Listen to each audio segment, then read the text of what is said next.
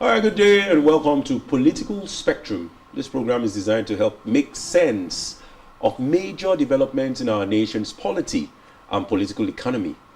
Political Spectrum comes to you live from Uyo, the state's capital, and I remain yours sincerely, Onumese Ehinoma Olusegun, as your host. As usual, our conversations continue on everyday political and economic developments in Nigeria. But first, on President Tinubu's administration's calendar. Today is August 23rd, Wednesday 2023, and it marks exactly 87 days of President Bola Ahmed Tinubu in the office as the President of the Federal Republic of Nigeria. That is about 2 months and 26 days as we gradually get closer to his first 100 days in office. Now we begin to track our reports. 15th BRICS Summit, President Tinubu very passionate about empowering MSMEs, says Vice President Shettima. President Bola Ahmed Tinubu is very passionate about empowering micro, small and medium enterprises for the development of the nation's economy, says Vice President Senator Kashim Shettima. According to the Vice President, it is a known fact that the empowerment of the MSME is key to empowering our youth and women towards contributing to the nation's economic development. The Vice President stated this today when he spoke with journalists during his tour of exhibition stands at the BRICS Trade Fair. Speaking further about the commitment of President Tinubu towards empowering the MSMEs, he said the President is a very compassionate leader, and in the coming months, there would be changes in the fortunes of Nigeria. The Vice President commended the organizers of the trade fair, which had about 180 exhibitors from various sectors of the economy. Now, while praising Rosebank, a Nigerian investment outfit in South Africa, for the funding of a cassava project with 40 billion naira, the Vice President affirmed that it is a game changer with cassava value chain with its huge economic benefits, hoping that it will be reflected in other parts of the country. The trade fair is being organized by the BRIC South Africa and the South Africa BRICS Business Council, SABBC, in collaboration with the Department of Trade, Industry and Competition. On the sidelines of the ongoing 15th BRICS Summit, the exhibition is expected to serve as a platform for showcasing products and services from the BRICS countries, as well as business-to-business interactions aimed at increasing intra-BRICS trade and investments. The Vice President was accompanied to the trade fair by Nigeria's High Commissioner to South Africa, Ambassador Mohammed Haruna Manta, the Consul General Ambassador Andrew Edie, and other senior government officials. Let's take a look at the video.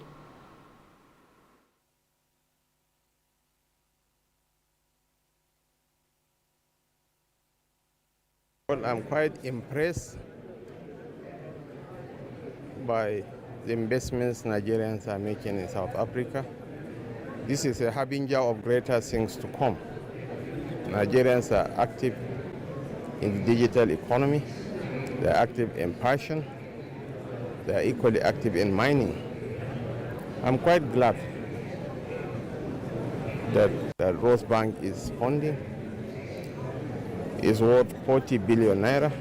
It's a game changer in the cassava value chain, which we hope that is going to be reflected in other parts of the country. The President is very passionate about empowering MSMEs, of empowering our youth and women to be catapulted to the workspace that will enable them to support their families and add value to the nation. He's a modern man, he's a very progressive-minded leader, and in the coming months, there will be a sea change in the fortune of Nigerians.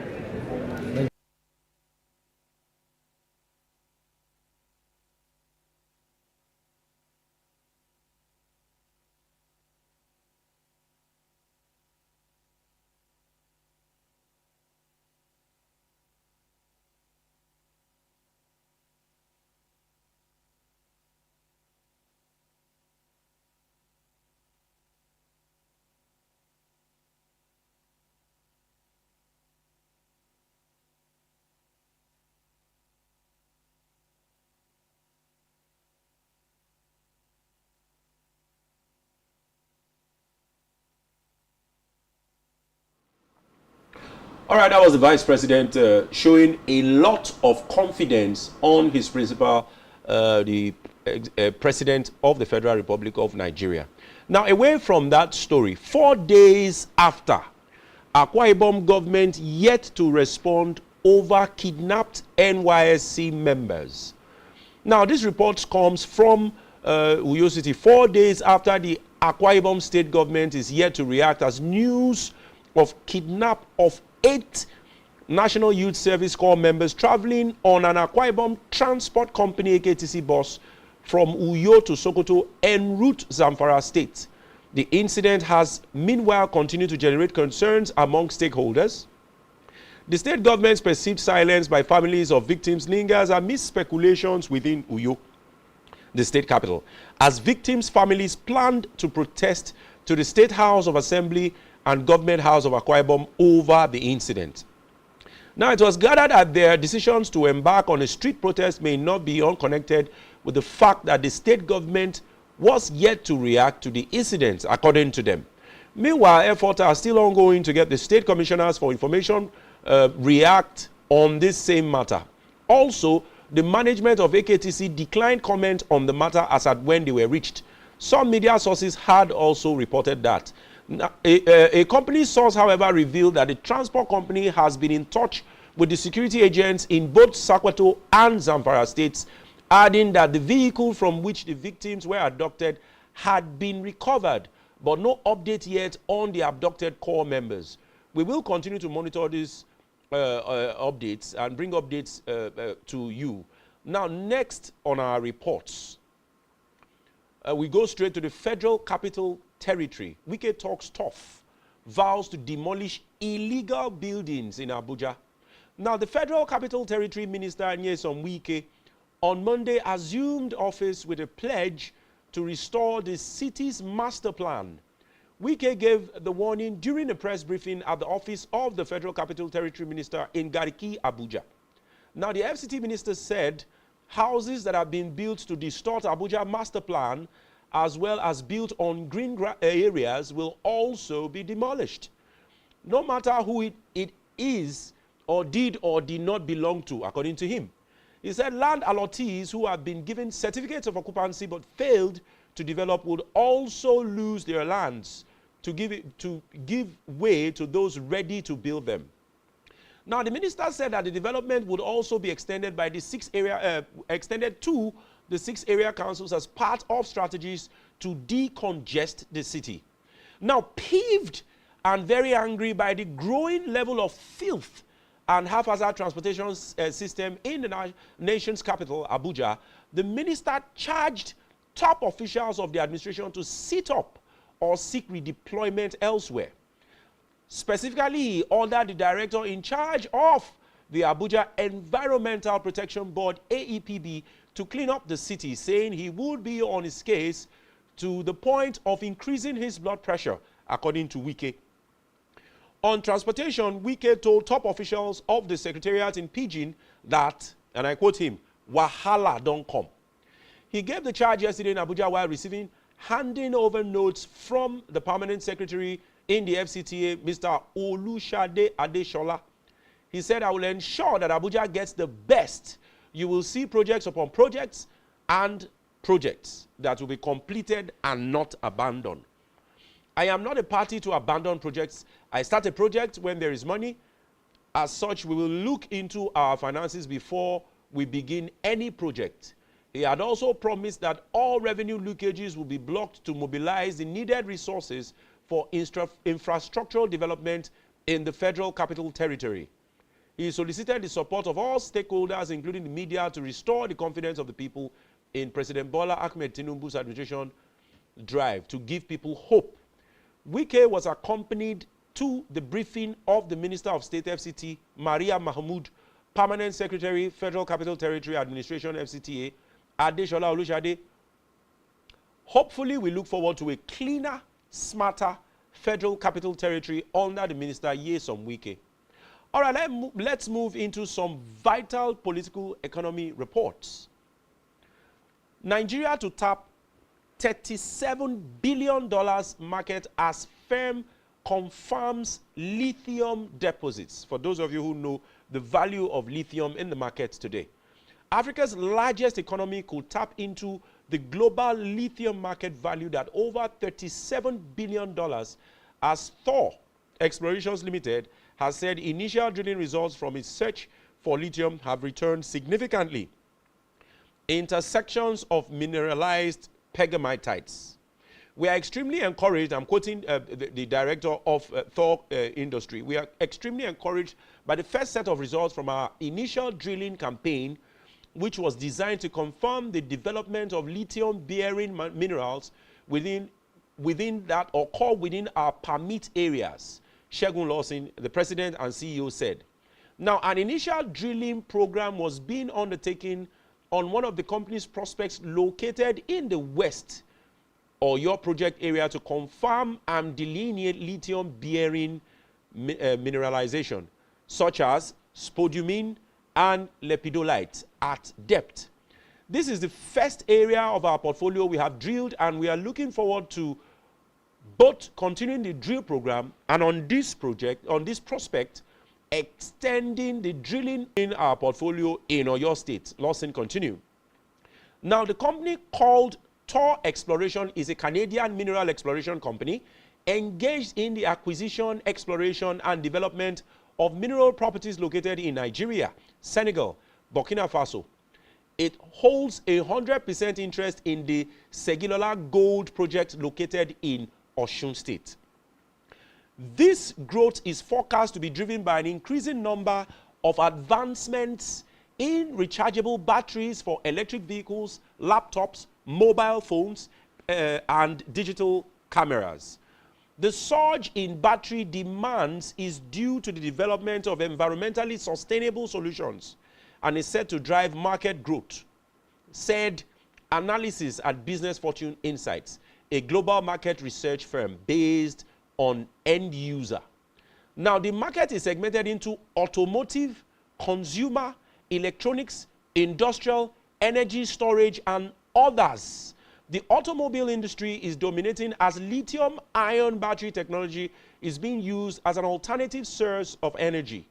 Now, it's known fact that the demand for lithium-based power will rise rapidly with the growth of the electric vehicle, which is called the EV market.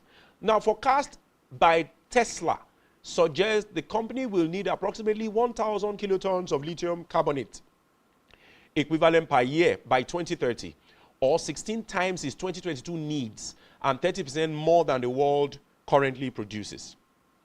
Overall, the global passenger EV market, which relies on lithium-based batteries, is expected to grow annually by 26% through 2030, and this will create an opportunity for countries like Nigeria with lithium deposits. Forecast lithium market deficit is expected to grow out to 2014, driven by significant demand and tight supply. Now, what is Nigeria's opportunity in this lithium market? Let's find out.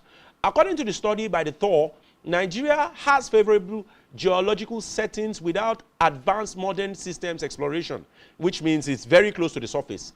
Only small-scale spodumene and lepidolite mining are taking place, but there are prospects for larger-scale mining in Kaduna after a Chinese firm secured drilling rights already. Nigeria also holds one of the largest economies in Africa and is capable of value-adding industries associated with the lithium supply chain.